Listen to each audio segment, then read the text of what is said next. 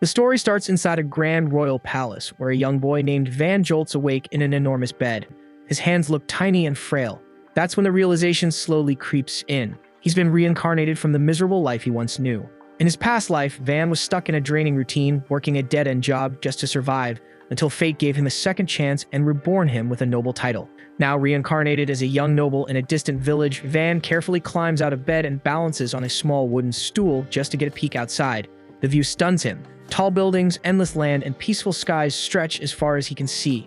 But before he can soak it all in, his maid Tilly bursts in, panicking at the sight of him standing up so high. After all, Van is supposed to be just 2 years old, but when he calmly responds with mature, articulate words, Tilly freezes in place, stunned by what she just heard. The moment he hears himself speak, Van realizes something even crazier. He doesn't just have memories from his old life, he actually remembers parts of his current one too. His past life in Japan is blending with the time he's already spent in this world, confirming beyond doubt that this reincarnation is real. Later that evening, Van joins his father and siblings at the dinner table. The atmosphere is tense, heavy with awkward silence. After a while, his father Halpa breaks the ice by asking his second son, Card, what he plans to study that day. Card hesitates, then says he'll be focusing on fire magic and combat tactics. Halpa nods and turns to the third son, Sesto, who says he'll also be studying magic. Finally, Halpa looks at Van and asks the same question. Without hesitation, Van replies that he still has a lot to learn, so he wants to begin by studying the kingdom's history and traditions. His brothers freeze as they stare at him, rattled by how a 2-year-old just gave a more thoughtful answer than either of them. Halpa suddenly breaks into loud laughter, clearly amused and genuinely impressed by how sharp and promising Van is at such a young age. He says he's got high hopes that Van will end up inheriting the same strong fire magic talent that both he and Van's mother were born with. Halpa then mentions that the magic aptitude test will happen when Van hits 8 years old, and he warns him not to mess it up. In this world, magical ability isn't just important, it's everything, and it's usually divided into 4 primary elements: fire, water, wind, and earth. While other forms exist, anything outside those 4 is seen as second-rate or even shameful. Once breakfast is over, Van heads off to his study, where the maids start giving him a basic rundown of how society and daily life work in this world. Just as they're finishing up, the head butler, Esparta, strides into the room and slams a thick stack of books onto Van's desk. Esparta is no ordinary servant. He's a veteran butler who's been working under Van's father for many years. He decides to take over as Van's personal instructor, and from that day on, Van's life turns into a nightmare. After grinding non-stop for 2 solid years, Van finally hits his 4th birthday and begins his sword training. And by the time he turns 5, all that hard work begins to show. He starts facing off against older boys, ones already in training to become soldiers, and can hold his own against them. Van realizes their moves are sloppy and easy to predict. His snobbish older brothers, Van actually talks to the commoner kids and treats them like equals, forming genuine friendships instead of acting like he's above them. Just then, the Deputy Knight Commander D steps into the room and politely asks to see Van's hands. As he carefully inspects them, D's expression tightens because there are no calluses, no bruises. So it's clear Van hasn't been wielding a sword for very long. Then, with a confident smile, D swears that if Van gets the extra time, he'll personally shape him into a master swordsman. He'll become Van's official instructor to ensure his training stays sharp and focused. But training under D quickly spirals into another kind of torment. His drills are brutal, relentless, and leave no room for rest, but even so, Van pushes through.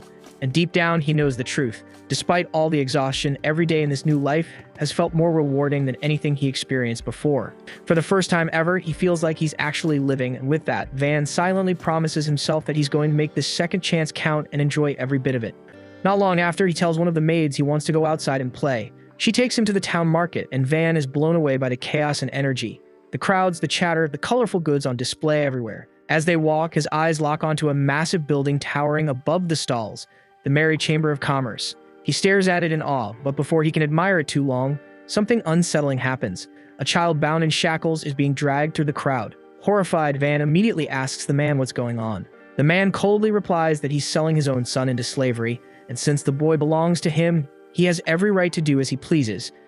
Just then, a lady named Rosalie stepped forward and politely greeted Van, saying it was a privilege to be at his service. Van turned to her and asked how much the man would be paid for selling his kid. Rosalie explained that the price varies based on the child's magical aptitudes. Enraged by this, the man lost it and began furiously kicking his shitty son.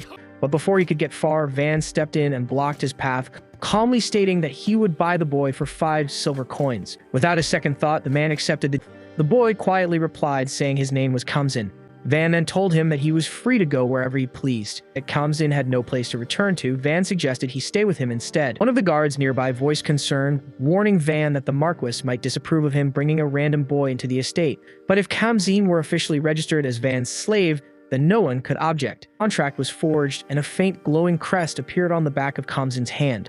That symbol would remain there permanently as proof of their contract. A few days later, back inside the royal estate, Van was about to enjoy a rare moment of calm and treat himself to a cookie. Just as he raised it to his mouth, Kamsin entered the room to report that Dee had shown up for training, told him to go outside and let Dee know he wasn't available, because the thought of facing another one of Dee's ruthless training sessions was unbearable.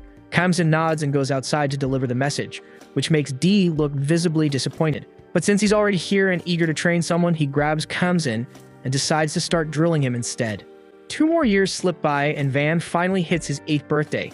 Everyone expects great things from Van, especially with both of his parents being exceptional fire mages. His father, Halpa, is especially confident. He's certain Van will inherit at least a fire affinity. His only magical aptitude is for production magic, an ability ranked as the absolute lowest, widely mocked and dismissed as the most worthless form of magic there is. The room goes cold and Halpa's face twists with rage as the weight of disappointment crashes down. Without warning, he unsheathes his blade and charges forward, ready to strike Van down then and there. Mercia, the eldest son, steps in front of him and blocks the attack. Mercia suggests a different path. He suggests assigning Van to manage a remote village. Without even looking at Van, he declares that from now on, Van will govern that land. Then he turns his back and orders Van to pack up and leave immediately. The following morning, Van gathers his things and gets ready to head out to the remote village, where he might finally enjoy the peaceful, easy life he's always dreamed of. But that illusion gets crushed fast when Dee and Esparta announce they're coming along to continue his training and studies. His favorite maid insists on tagging along too, saying she refuses to be separated from him. Van decides to kill time by experimenting with a bit of production magic. With some focus and effort, he manages to conjure a miniature sword in the palm of his hand. Kamsin watches without much of a reaction because he already knows Van's got a knack for this stuff and picks up new skills in no time. Out of nowhere, the carriage jerks to a stop, throwing everyone off balance. Van glances out the window and spots chaos up ahead. The village they were heading toward is under siege. The knights traveling with him immediately assume it's a raid. But one of the adventurers in their group, a guy named Ortho, isn't on board with that idea. He reminds Dee that their orders were straightforward from the start. Protect Van if he's in danger. Right now, Van isn't hurt, and no one's coming after him directly, so as far as Ortho's concerned, jumping into a fight that isn't their responsibility would be a reckless waste of lives and way outside the scope of their agreement. Dee's expression tightens with frustration, but even so, he declares that he's going in. He says he can't just sit back and watch while innocent villagers are butchered right in front of him. Esparta suddenly speaks up and shuts the whole idea down, especially given how vital he is to the kingdom. If Dee dies here, it'd cripple their military's future. He suggests building a powerful defensive barrier around their position to keep Van secure, while the adventurers provide ranged cover from behind the shield to chip away at the attackers. Once the enemy's focus shifts entirely to their front, Dee and the knights would break off and hit them with a surprise assault from the right flank. Esparta's confident that if they pull it off properly, it'll lead to a clean victory, but Van quickly catches that someone would need to stay out in the open as bait.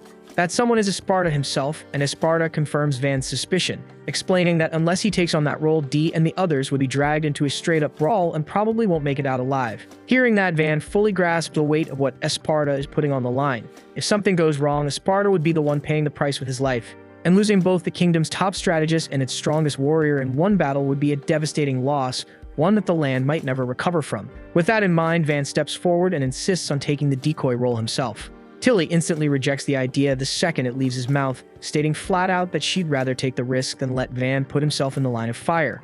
Kamsin agrees without hesitation, standing tall beside Van, and gently tells them both that he values them far too much. Van lays out his own plan next. He'll ride straight into the enemy lines using the carriage as bait, drawing their full attention while the others hit them from long range on both sides. As he turns to walk away, he reminds them that he didn't spend years training with a sword for nothing, and he's confident he can handle himself in a direct fight. Ortho stares after him, stunned by the sheer recklessness of the idea. The day he first received the mission to guard Van. At the time, he absolutely despised the idea. Snapping back to the present, Ortho moves in front of Van and refuses flat out. He says there's no way in hell they're letting some kid throw himself into danger like that. Dee and Esparta step up right after, siding with Ortho without hesitation. Right. They waste no time, and Esparta slams his staff to the ground and erects a massive magical barrier. From behind it, arrows and spells start flying, taking out a wave of bandits before they even realize what hit them. Chaos erupts as the rest scramble to respond, just in time to see Dee and his squad slice through their front lines like butter. But right in the middle of the mess, the bandit leader breaks through the formation and charges past the wall, heading straight for Pluriel. But just as his weapon swings down, Van jumps in, intercepting him at the last second. His blade flashes, slicing through the man's Achilles tendon and sending him crashing to the ground in agony. And before the thug can even cry out, Kamsin follows up with a crushing blow that finishes him off for good. Soon after the fighting ends, the last of the bandits are rounded up and tied down, completely neutralizing the threat to the village. And Ortho decides to stick around a bit longer, offering his support to Van directly. His party members agree without hesitation, choosing to stay and lend their strength as well. Once things settle, Van steps up to formally introduce himself to the village as their new lord. He addresses the village chief, a man named Rhonda, and thanks him for allowing them to help. Rhonda, still shaken but grateful, expresses his heartfelt thanks to Van for saving their lives. Esparta and Dee step forward. Standing tall, they formally introduce themselves. Dee as the kingdom's chief commander and Esparta as the royal head butler. With firm voices, they back Van's declaration and promise the villagers that this isn't some empty gesture. They assure Rhonda and the others that with them here, there's no reason to fear anything. As for the village's safety, Esparta wastes no time and conjures a thick, reinforced stone wall that surrounds the entire settlement, standing tall as a bulwark against any future attacks. Once things calm down, Van decides to test his production magic again. After a bit of focus, he crafts several wooden-looking blocks, but they're far from ordinary. These are made of nanofibers, a rare and ridiculously tough material. When Ortho tries slamming one with his sword, the blade bounces off without even leaving a scratch. Encouraged by the result, Van spends the rest of the day crafting weapons, each one as polished and precise as a royal armory piece. Watching him work, Tilly starts to worry he might burn himself out, but Van just smiles and assures her he's fine. He remembers reading that production magic usually eats through mana like crazy, and most people struggle to make even a single object without passing out, so clearly Van's built a talent for it. As a finishing touch, he crafts a beautiful sword and offers it to Kamsin, who accepts it with both hands, promising to cherish it for the rest of his life. Tilly gets jealous, so Van hands her an axe, but one glance at her face makes it obvious she's not thrilled. It's time to build a real home. The following morning, Van gets to work. Using the nano blocks, he and the others begin laying out the foundation. When Chief Rhonda passes by and sees the progress, he remarks that it's shaping up to be a perfect location for the Lord's mansion. And hearing that makes Van's heart swell with pride. He takes a moment to analyze the structure with his magic, carefully measuring the layout and scanning each block down to the last inch. Once everything feels right, Van activates his magic in full. In the blink of an eye, the entire structure assembles itself in front of their eyes, a fully built mansion rising from the ground like a miracle. Everyone stares in wide-eyed silence, unable to process what they just witnessed. Van glances up at the massive building, scratching his head a little, thinking that maybe he went just a little overboard. This was the end of episode 2. Subscribe to not miss the next episode.